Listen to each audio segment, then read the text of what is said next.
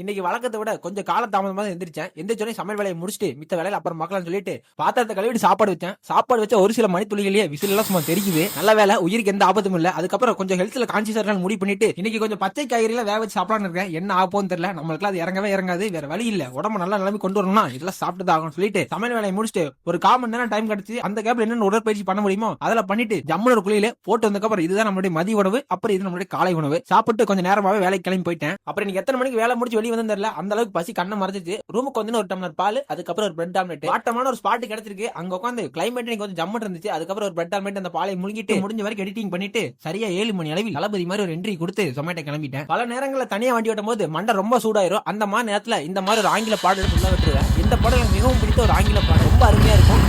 எனக்கு புரியாது, ஆனா கேட்கும் போது ஒரு மாதிரியா வைபா இருக்கும். இந்த பாட்டை கேட்கும் போது பிளட் எல்லாம் பம்ப் ஆகி வண்டி சும்மா ராக்கெட் மாதிரி போகும். அப்படியே பாட்டை கேட்டு ஒரு 10 மணி வரைக்கும் ஆர்டர் ஓட்டிட்டு ஒரு 10:15 போல ரூமுக்கு போய் சேர்ந்துட்டேன். இன்னைக்கு மொத்தமா எத்தனை கிலோமீட்டர் ஓட்டி இருக்கோம்? 41.0 கிலோமீட்டர் நம்ம பயணம் பண்ணிருக்கிறோம். அதுக்கப்புறம் ஒரு முட்டை தோசையை போட்டு இன்னைக்கான நாளை இனிமையா க்ளோஸ் பண்ணிட்டேன். நன்றி, வணக்கம். இணைப்பில் இருங்கள்.